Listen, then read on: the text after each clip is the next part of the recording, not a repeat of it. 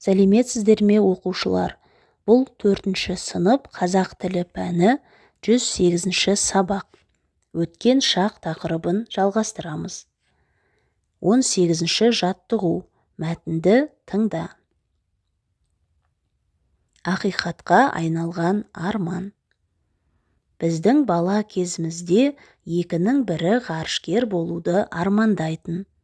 Жұлдыздарды жақыннан көріп, сол кезде беймәлім көрінген әлемге сапар шегу көпшіліктің тілегі еді.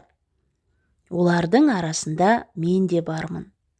Бірде әкем маған аспан әлемінің құпияға толы сырлары туралы жан-жақты әңгімелеп, артынша ай, түрлі жұлдыздар, жалпы ғаламшардың суреттерін көрсетті. Сол кезде көңілімде оянған қызығушылығымды сөзбен жеткізу қиын. Сонда өзіме өскенде қалайда ғарышкер боламын деп мақсат қойған едім. Сол арманның жетегімен жоғары оқу орнында оқыдым. Жатпай тұрмай іздендім. Ғарышкер болу үшін алдымен табиғаттан берілген мықты денсаулық керек. Сонан соң оқу-жаттығу жұмыстарын бір күнге де үзбеуге тиіссің. Таңғы сағат 9-дан кешкі сағат 6-ға дейінгі әр минут жоспарланған жаттығулар. Ол жерде сен спорт шеберіне қойылатын талаптарды орындайсың. Талап күшті. Жоғарыда аталған екі нәрсе де менде болғандықтан шығар, 6 жылғы қызу дайындықтан кейін ақыры ғарышқа ұштым. Халықаралық экипаждың құрамында болдым. Менімен қосқанда 6 елдің өкілі ғарышқа ұшты. Басымыздан кешкен қызықтарымыз да, бір-бірімізден үйренгеніміз де көп. Бәріміз де ғарыштан түсірілген жердің суретін талай көрдік. Жер жұп-жұмыр, дөңгелек екенін білеміз. Бірақ ғарышта барлығы басқаша екен. Көктен жер алақандағыдай көрінеді. Ол сондай нәзік, кішкентай, қорғансыз. Көзімнің жеткені біз оны, яғни жерді аялауымыз керек. Оның қадірін әлі де сезіне бермейтініміз рас.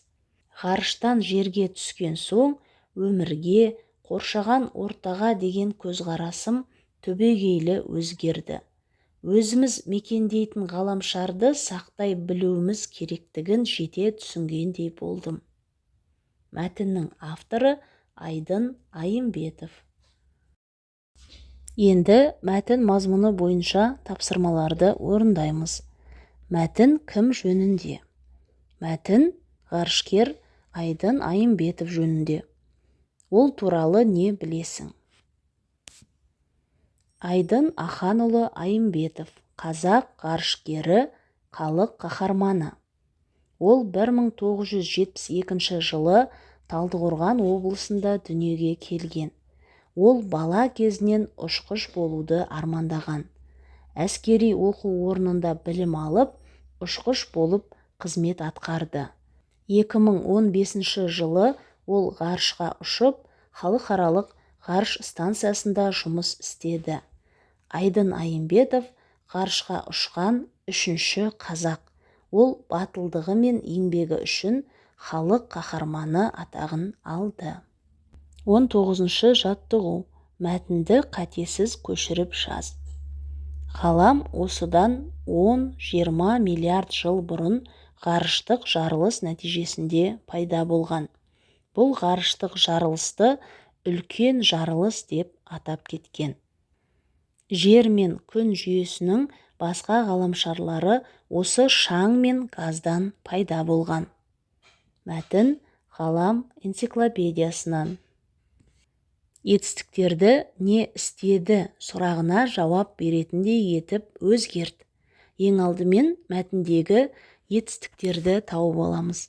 Олар пайда болған, атап кеткен, пайда болған,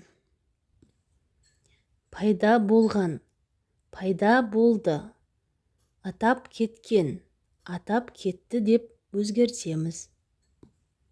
Не істеген, не істеді деген сұрақтарға жауап беретін етістіктерді өзара салыстыр. Не істеген, пайда болған, атап кеткен. Не істеді, пайда болды, атап кетті. Сұрағына қарай жауаптары да өзгереді. 20-шы жаттығу. Сөйлемдердің қатесін түзеп жаз. Жарық күннен бізге дейін 8 минутта жетеді. Бірінші сөйлемде қате жоқ. Жердің тартылыс күші адамның денесін төмен басып тұрады. Бұл жерде де қате жоқ. Ғарышқа ұшқан ғарышкердің бойы 6 сантиметрге емес, сантиметрге дейін ұзарады. Адам баласы скафандрсыз емес, скафандрсыз ғарышта 92 секунд қана шыдайды.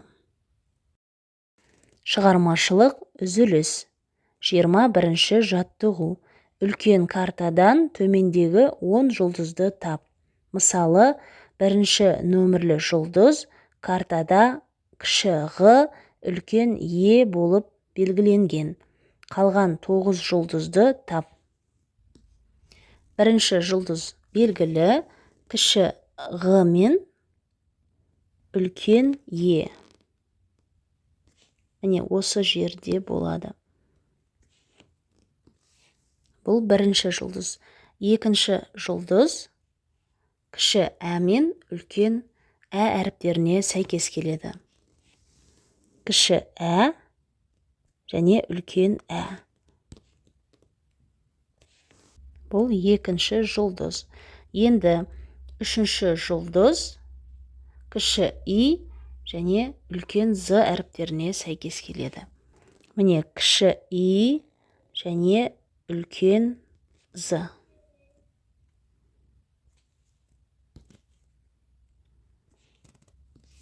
Бұл үшінші жұлдыз. Енді төртінші жұлдыз кіші Ә, үлкен Ң әріптеріне сәйкес келеді. Міне кіші Ә және үлкен Ң әрпі. Бұл төртінші жұлдыз. Енді бесінші жұлдыз ол кіші Ж және үлкен Д әрпіне сәйкес келеді. Кіші Ж, үлкен Д. Бұл бесінші жұлдыз. Енді алтыншы жұлдыз кіші Ә, үлкен К әрпіне сәйкес келеді. Кіші Ә және үлкен К. Үлкен К әрпі міне осы жерде. Бұл алтыншы нөмірлі жұлдыз. Жетінші кіші Ж әрпіне және үлкен Н әрпіне сәйкес келеді. Кіші Ж және үлкен Н. Міне осы жерде. Бұл жетінші нөмірлі жұлдыз. Енді сегізінші ол кіші Б, үлкен М әріптеріне сәйкес келеді. Кіші Б және үлкен М әрпіне сәйкес келеді. Бұл сегізінші нөмірлі жұлдыз. Енді тоғызыншы нөмірлі жұлдыз ол кіші З, үлкен Б әрпіне сәйкес келеді. Кіші З, үлкен Б әрпі. Бұл тоғызыншы нөмірлі жұлдыз. Енді оныншы нөмірлі жұлдыз ол кіші Г, үлкен И әрпіне сәйкес келеді. Міне кіші Г, үлкен И. Бұл оныншы нөмірлі жұлдыз.